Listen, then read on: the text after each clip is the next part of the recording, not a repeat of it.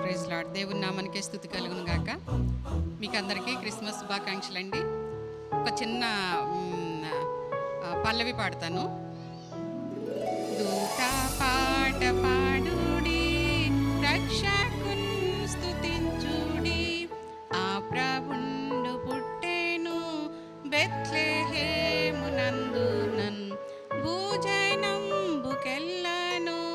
సౌఖ్య సంభ్రమాయేను, ఆకాశంబునందున మ్రోగు పాట చాటుడి, దూత పాట పాడుడి, రక్షకున్ స్తుతించుడి.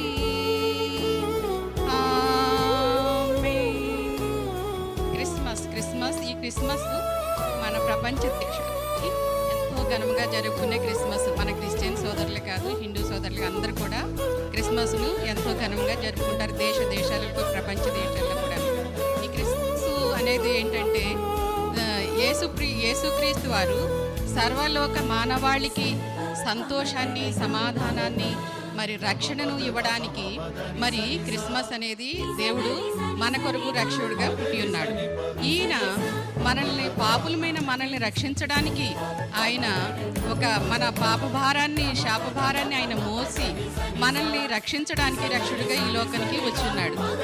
ఆయన ఏ విధంగానైతే ఈ లోకంలో ఉన్నప్పుడు ప్రేమను, సమాధానాన్ని పంచాడో, మనము ఒక కేకులు కట్ చేసుకోవడం మాత్రమే కాదు, క్యాండిల్స్ వెలిగించుకుంటాం మాత్రమే కాదు, ఒక క్యారల్స్ సర్వీసులు జరిపించుకుంటాం మాత్రమే కాదు, కానీ దేవుడు సర్వలోక మానవాళికి ఏ విధంగా సమాధానాన్ని పంచడానికి వచ్చాడో అలాగే మనం కూడాను సమాధానాన్ని వెతికి దానిని మరి మనం కూడా కొనసాగించడానికి, సమాధానమును పొందుకొనడానికి దేవుడు మనకు ఒక మాదిరిగా చూపించున్నాడు.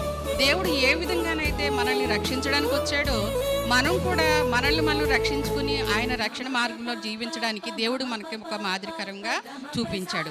అలాగే దేవుడు ఏ విధంగా సమాధాన పరుడుగా వచ్చాడో మనము కూడా మన వారి ఎడల, మన ఇతరుల ఎడల సమాధానమును కలవారమై మనము జీవించాలని దేవుడు మనకు మాదిరికరంగా చూపించాడు.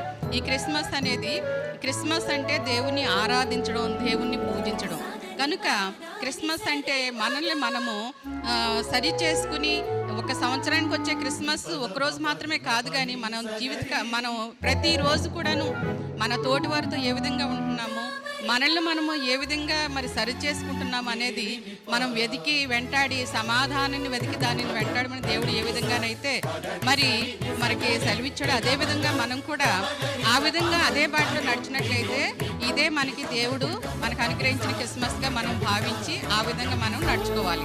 తోటి వారిని ప్రేమించాలి, లేని వారిని పేదలను ప్రేమించాలి, కనికరించాలి, మరి ఒకరిొకరికి ప్రేమ కలిగి, సమాధానం కలిగి జీవించాలి.